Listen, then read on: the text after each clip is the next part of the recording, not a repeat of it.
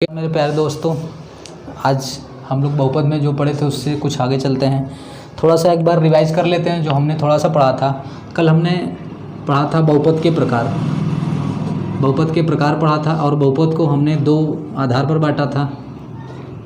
जो अपना पहला आधार था वह था टर्म के बेस पर या फिर पदों के आधार पर। और दूसरा क्या था? दूसरा था घात के आधार पर या पावर के बेस पर, घात के आधार पर। ये मैं कल आप लोगों को बता चुका था। और टर्म के आधार पर हम लोग क्या क्या पढ़े थे? अगर उसमें कोई एक पद दिया हुआ है तो उसको एक पदी बहुपद बोलते हैं। एक पदी बहुपद। अगर दो पद दिया हुआ है, जैसे यहाँ पर ये दे दिया है, दो पद है इसमें, तो इसको द्विपदी बहुपद बोलते थे या द्विपद बहुपद। द्विपदी बहुपद।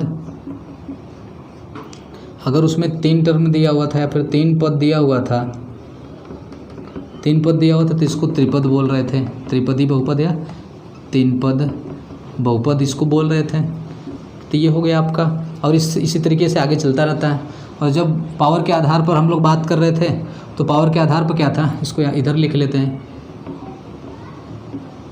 घात के आधार पर जब हम इस पर पढ़ रहे थे तो यहाँ पर अपना था, जब घात एक होगा, क्या होगा? घात पहले हम यहाँ पर देख लेते हैं, जीरो।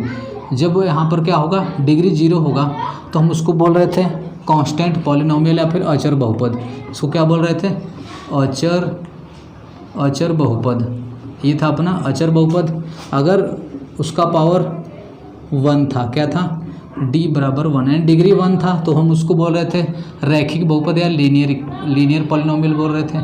रैखिक बहुपद, उसको रैखिक बहुपद कर रहे थे। अगर यहाँ पर डिग्री उसका 2 दिया हुआ था, मतलब दो घात का था बहुपद, तो उसको बोल रहे थे, उसको द्विघात बहुपद बोल रहे थे। क्या बोल रहे थे? द्विघात बहुपद था। अगर 3 घात दिया हुआ था, क्या था?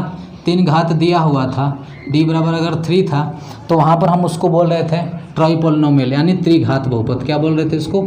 त्रिघात बहुपद। ये था अपना त्रिघात बहुपद। अगर उसमें 4 घात दे रहा था, उसमें जब 4 घात दिया हुआ था, मान लेते हैं ये दिया हुआ है, अगर उसमें d बराबर 4 था तो हम उसको बोल रहे थे चतुर्घात बहुपद या फिर बाई क्वाड्रेटिक पॉलिनोमियल। इसको बोल रहे थे चतुर्घात बहुपद। ये था अपना, क्या था? चतुर्घात बहुपद। ये कल मैं आप लोगों को बता चुका था, यहाँ तक हम लोग बात कर चुके थे। अब यहाँ पर हम यह देखते हैं, इतना तो कल हम लोग जान चुके थे कि किसी भी, मेरे प्यारे दोस्तों, अब हमको कल हम ये भी बताए थे आपको मैक्सिमम नंबर ऑफ टर्म या फिर अधिकतम पदों की संख्या।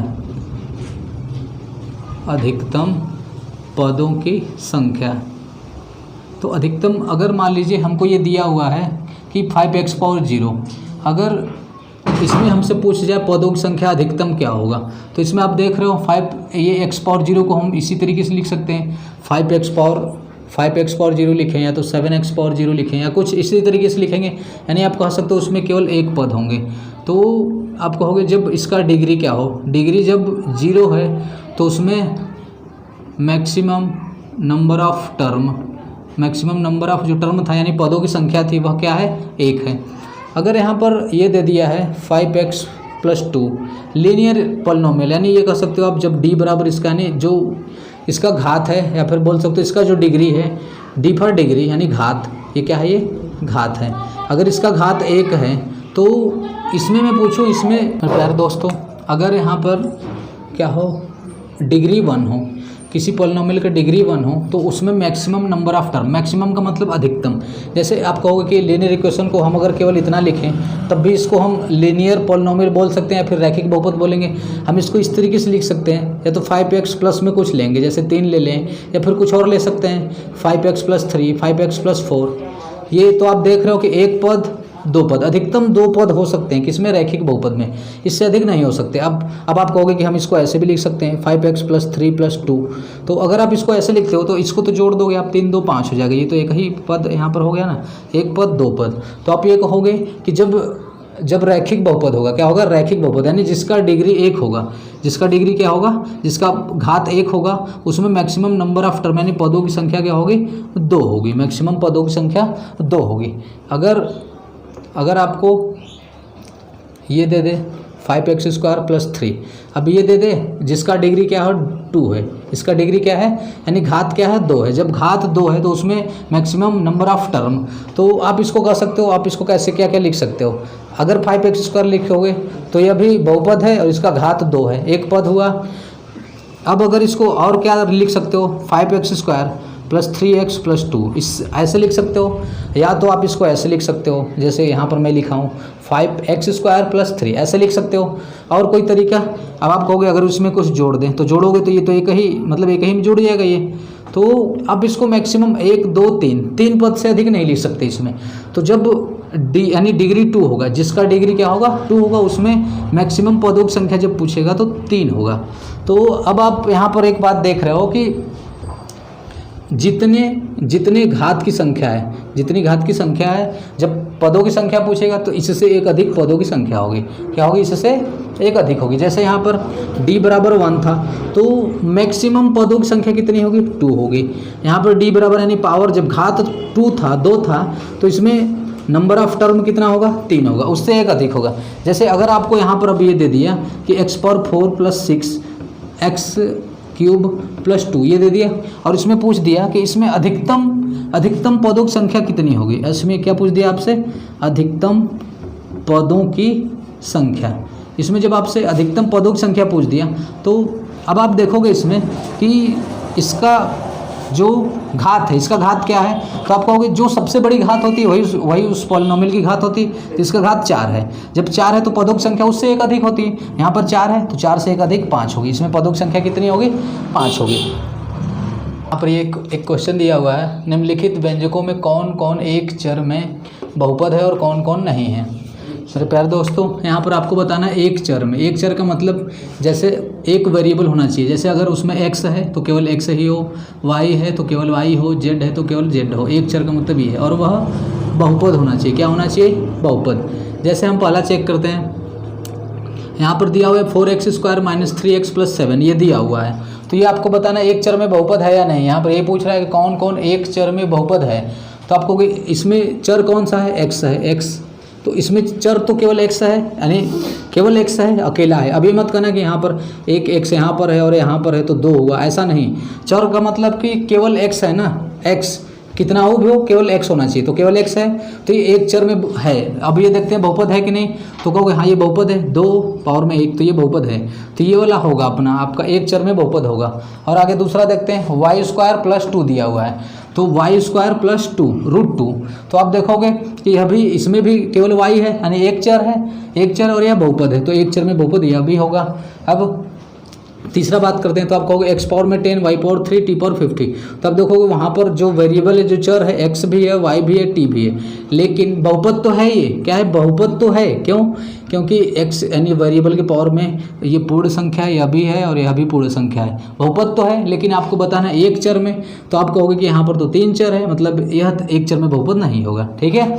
अब यहाँ पर बात कर रहा है इसकी, तो आप कहोगे इसमें तो एक ही चर है, मतलब केवल t है, लेकिन ये अंडर में t है, और अंडर t का मतलब क्या हुआ कि 3t। अब देखो ये जो अंडर होता है ना, अंडर होता है इसके पावर में चला जाता है, यानी अब अगर मान लो यहाँ पर ये दिया हुआ है, अगर यहाँ पर ये दिया हुआ है अंडर में x, यहाँ पर अंडर जैसे यहाँ पर ये दिया हुआ है अंडर x दिया हुआ है, तो आप x के पावर में यहाँ पे कुछ नहीं, 1 दिया हुआ है, x के पावर में क्या दिया, 1, तो ये जो अंडर होता है ना, तो इसके अंदर जो लिखा होता है, अगर कुछ नहीं लिखा होता है तो 2 मानते हैं, कुछ नहीं लिखा होता तो क्या मानते हैं, 2। और ये जो 2 होता है ना, यहाँ पर जो भी लिखा होता है, नहीं लिखा है तो 2 मानेंगे। तो ये क्या होता है x, और ये जो पावर में होता है, इसके पावर में, जो भी इसके पावर में होता है, इसके नीचे चला जाता है, यानी ऐसे x पावर में 1/2 हो जाएगा।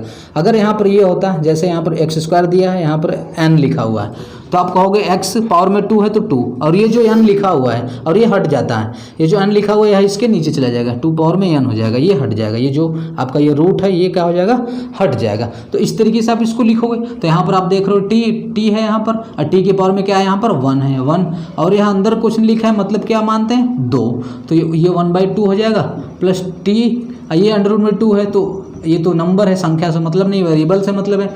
अब वेरिएबल की पावर आप देख रहे हो 1/2 दिया हुआ है, और ये 1/2 पूर्ण संख्या तो होता नहीं, मतलब यह क्या है, पॉलिनोमियल नहीं है। यह इसमें एक चर तो है लेकिन यह बहुपद है ही नहीं, तो इसको क्या बताएंगे, यह बहुपद नहीं है। ठीक है, अब आगे देखते हैं। यहाँ पर ये देखते हैं नेक्स्ट क्वेश्चन दिया हुआ है, निम्न प्रत्येक बहुपद में एक्स स्क्वायर का गुणांक बताना है। मैं आपको गुणांक बताया था, गुणांक यहाँ पर ये एक्स स्क्वायर को पूछ रहा है। जिसका पूछता है पहले उस टर्म को लेते हैं। यहाँ पर आप देख रहे हो, जैसे पहले में हम देखते हैं तो 2 + x² + x, तो एक्स स्क्वायर कहाँ पर है, इस टर्म में है, तो इस टर्म को लेंगे और इस टर्म में एक्स स्क्वायर को छोड़ करके मतलब जैसे एक्स स्क्वायर में किसका गुणा है, तो आप कहोगे कि 1 का गुणा होगा इसमें, तभी तो एक्स स्क्वायर आया। 1 गुणे एक्स स्क्वायर लिख सकते हो आप, तो एक्स स्क्वायर को छोड़ दोगे, क्या कर देंगे, एक्स स्क्वायर को छोड़ देंगे, तो बचा क्या, 1। तो एक्स स्क्वायर का गुणांक इसमें क्या होगा, एक्स स्क्वायर का गुणांक यहाँ पर होगा आपका 1 होगा, क्या होगा, 1। एक्स स्क्वायर में जिससे गुणा होता है वही उसका गुणांक कहलाता है। अब हम बात करते हैं इसमें कि इसमें एक्स स्क्वायर का गुणांक क्या होगा, तो एक्स स्क्वायर किस टर्म में है, आप कहोगे इसमें है, इसमें एक्स स्क्वायर है, तो एक्स स्क्वायर को यहाँ पर माइनस है, यानी कि इसको ऐसे -1 गुणे एक्स स्क्वायर तो लिख ही सकते हैं, तभी आपका -x² आएगा। तो ये आपका जो एक्स स्क्वायर है, जब आप इसको छोड़ोगे तो ये -1 बचेगा, तो यहाँ पर लिखोगे आप एक्स स्क्वायर का गुणांक क्या होगा आपका, -1 होगा। यहाँ पर इसको चिन्ह के साथ हमेशा लेते हैं, तो -1 एक्स स्क्वायर का गुणांक होगा। अब यहाँ पर आपको बताना है एक्स स्क्वायर का गुणांक, तो आप देख रहे हो एक्स स्क्वायर इस वाले टर्म में है, इस वाले टर्म में एक्स स्क्वायर है, तो यहाँ पर जब आप एक्स स्क्वायर को छोड़ोगे, एक्स स्क्वायर को हटा दोगे तो क्या बचेगा, π/2, तो यहाँ पर एक्स स्क्वायर का गुणांक क्या होगा, एक्स स्क्वायर का गुणांक यहाँ पर होगा आपका π/2, ये होगा। अब इस वाले में आता है, इसमें बताना है आपको एक्स स्क्वायर का गुणांक, तो आप कहोगे कि इसमें तो एक्स स्क्वायर है ही नहीं, तो जब इसमें एक्स स्क्वायर नहीं है तो आप इसमें ऐसे भी तो लिख सकते हो, 0 जोड़ सकते हो, और जब 0 के साथ किसी का गुणा करते हैं तो 0 ही आता है, जब 0 जोड़ोगे तो यही नंबर आएगा। इसका मतलब आप यहाँ पर 0 गुणे एक्स स्क्वायर लिख सकते हो, क्या लिख सकते हो, 0 गुणे एक्स का स्क्वायर लिख सकते हो आप, 0 गुणे एक्स स्क्वायर लिखोगे आप, तो ये इसमें कोई परिवर्तन नहीं आएगा, यही रह जाएगा।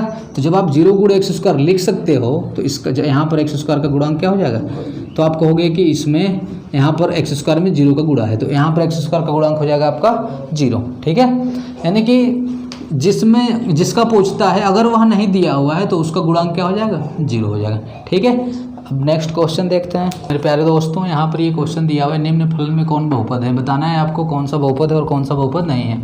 तो हम फर्स्ट वाला देखते हैं। आपको कहोगे कि बहुपद होने के लिए वेरिएबल का पावर पूर्ण संख्या होना चाहिए, तो आप देख रहे हो वेरिएबल यहाँ पर x है, x के पावर में 2 है, यह पूर्ण संख्या है, यहाँ पर x है, यहाँ पर x के पावर में 1 है, यह भी पूर्ण संख्या है, और इसका मतलब ये क्या है, यह बहुपद होगा। ठीक है, अब नेक्स्ट लेते हैं, यहाँ पर √2y³ + √3y दिया है यहाँ पर, तो यहाँ पर आप देखोगे √2 है, तो √2 से नहीं मतलब हमको, क्योंकि ये तो संख्या दिया हुआ है और हमको केवल वेरिएबल यानी चर से मतलब है। चर यहाँ पर y है, तो y की पावर में क्या है, 3, और यह 3 क्या है, एक पूर्ण संख्या है, तो पूर्ण संख्या, और यहाँ पर y की पावर में 1, यह भी पूर्ण संख्या, इसका मतलब ये क्या होगा, बहुपद होगा। यहाँ पर ध्यान देना, ये जो रूट है केवल 3 पर है, ये रूट y पर नहीं है। अगर यही रूट यहाँ पर यही रूट अगर इस तरीके से दे देता, रूट में 3y दे देता, तब यहाँ पर क्या हो जाता, तब ये बहुपद नहीं होता। क्यों, क्योंकि जब ये अंडर रूट हटाते तो इसके पावर में 1/2 चला जाता, सॉरी 1/2 चला जाता, तो 1/2 पूर्ण संख्या नहीं होता, इसलिए बहुपद नहीं होता।